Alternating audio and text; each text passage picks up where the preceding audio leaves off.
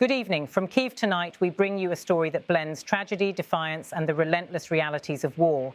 Ukraine's President Volodymyr Zelensky has announced an urgent investigation into the murder of former parliamentary speaker Andriy Parubiy, a killing that he describes as carefully planned.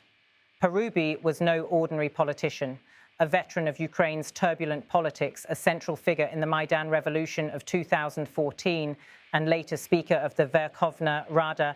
He symbolized Ukraine's determination to break free from Moscow's influence and strengthen its democratic institutions. His sudden and violent death is not just a crime, but a blow to the very heart of Ukraine's political system. Zelensky's message to the country was clear. This was no random act, but a calculated operation, and every resource of the state will be used to find the truth. Law enforcement agencies, the Minister of Internal Affairs, and the Prosecutor General are reporting regularly. They are investigating the circumstances surrounding the murder of Andriy Parubiy. A lot of resources are being used, all that are necessary. Unfortunately, the crime was carefully planned, but everything is being done to solve this crime, Zelensky said. Those words set the tone. A nation already at war now grapples with a political assassination, and suspicion lingers over who might benefit. Analysts fear it could have been orchestrated to destabilize Ukraine from within, to remind leaders that no one, not even a parliamentary speaker, is safe. Others point to the possibility of Russian involvement, a move consistent with Moscow's long strategy of using chaos and fear to undermine its neighbor. But as investigators chase leads in Kyiv, Zelensky must also confront another unrelenting reality: Russia's nightly assaults on his people. Work is continuing in several areas after the Russian strikes last night. There was a large-scale attack on Zaporizhzhia, Dnipropetrovsk, Kyiv, and other regions, with the strikes reaching from Kharkiv to Lutsk. Dozens of people were injured. In Zaporizhzhia alone, 29 people were injured, including 3 children. 1 person was killed, he reported. The picture was grim. From Zaporizhzhia in the southeast to Lutsk in the far west, the range of Russia's attacks stretched across the map. Homes destroyed, hospitals damaged, lives torn apart. In Zaporizhzhia, 29 wounded, 3 of them children. And in the quiet hours of night, another civilian killed. This was no isolated strike, but part of a wave of terror from the skies. Zelensky detailed the scale. More than 500 Russian drones and 45 missiles were launched. A significant part of them were shot down, including ballistic missiles, 6 ballistic missiles and 32 cruise missiles. Our forces also destroyed 510 drones overnight, most of them Shahed drones. This is Russia's second large-scale attack in a week, completely brazen actions by which Russia is demonstrating that without pressure from the world, there will be no end to the war. The numbers are staggering, over 500 drones in a single night, alongside 45 missiles. Ukraine's defenders managed to intercept many of them, yet some still got through. For civilians, the sound of explosions, the darkness of blackouts, and the fear of what might come next have become a daily reality. This was Russia's second such large-scale assault in just a week. Evidence, Zelensky argued, that Moscow will not stop until it is forced to stop. But the president also turned his focus outward to the global stage, where he believes Vladimir Putin continues to manipulate and deceive. Putin is just messing with the leaders' heads and dragging them into being his accomplices. He dismisses the threat of sanctions, holding them off. He is not interested in anything else. It is important that we work together to pressure Russia into ending the war. Today, Rustem Umerov gave me a report. He returned after meetings in Turkey and the Emirates. There were also meetings in Saudi Arabia and Qatar. We are also working with Switzerland. Each of these countries is ready to be a platform for negotiations to end the war.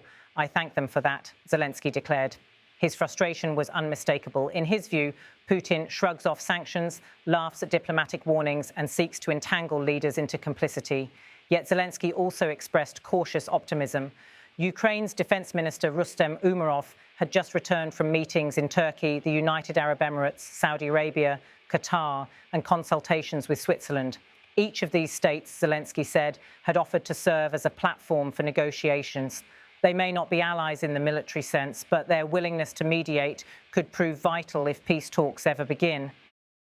Andriy Parubiy's death, Russia's bombardments, and Zelensky's global outreach are all threads of the same story, a country fighting a war on multiple fronts.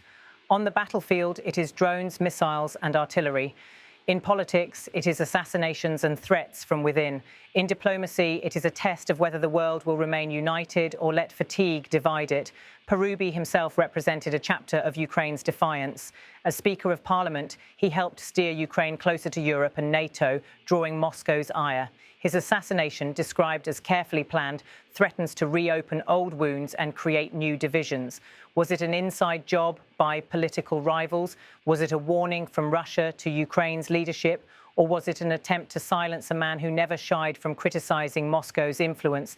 The answers remain unknown, but the timing, amid escalating attacks, is too stark to ignore.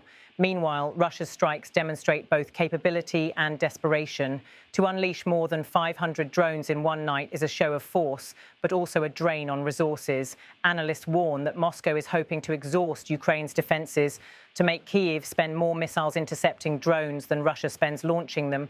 It is a war of attrition, both militarily and psychologically. For Ukraine's civilians, this war is now part of everyday life. Children do their homework under candlelight after power grids are hit. Families sleep in basements, listening for air raid sirens. Emergency workers rush from one smouldering building to the next. And always the question hangs heavy: how much longer can this continue? Zelensky's strategy, beyond battlefield resilience, is to keep the world engaged. His words are directed not only at Ukrainians, but at leaders in Europe, the Middle East, and beyond. He knows that the longer the war drags on, the harder it becomes to sustain international support. Sanctions fatigue sets in, economic concerns rise. Some politicians argue for compromise. Putin, he warns, exploits this hesitation. That is why Umarov's meetings matter. Turkey, the Gulf states, Switzerland, each represents a piece of the global puzzle. They may not end the war tomorrow, but they send a signal that Ukraine is not isolated, that there are still platforms for talks, that diplomacy, however distant, remains an option. Yet Zelensky is realistic. Negotiations cannot succeed while missiles fall. Diplomacy cannot flourish while political assassinations take place.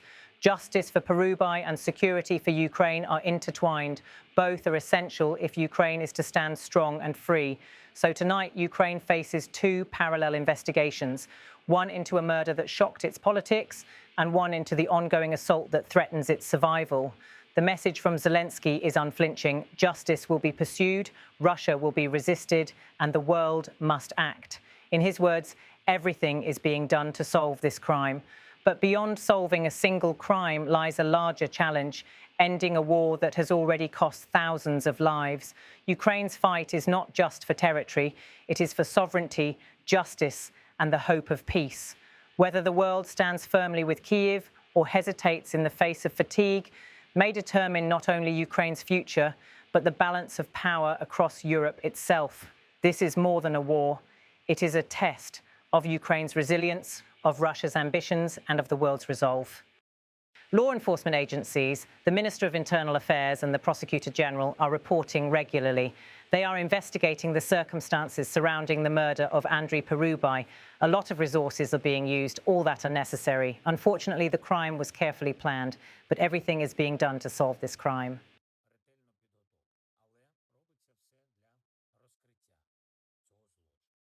Work is continuing in several areas after the Russian strikes last night.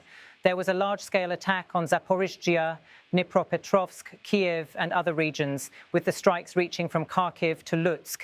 Dozens of people were injured. In Zaporizhzhia alone, 29 people were injured, including 3 children. 1 person was killed.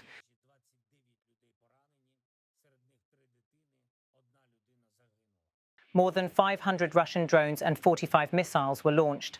A significant part of them were shot down, including ballistic missiles, 6 ballistic missiles and 32 cruise missiles. Our forces also destroyed 510 drones overnight, most of them Shahed drones. This is Russia's second large-scale attack in a week, completely brazen actions by which Russia is demonstrating that without pressure from the world, there will be no end to the war. Putin is just messing with the leaders' heads and dragging them into being his accomplices. He dismisses the threat of sanctions holding them off. He is not interested in anything else. It is important that we work together to pressure Russia into ending the war. Today, Rustam Umerov gave me a report. He returned after meetings in Turkey and the Emirates. There were also meetings in Saudi Arabia and Qatar. We are also working with Switzerland. Each of these countries is ready to be a platform for negotiations to end the war. I thank them for that.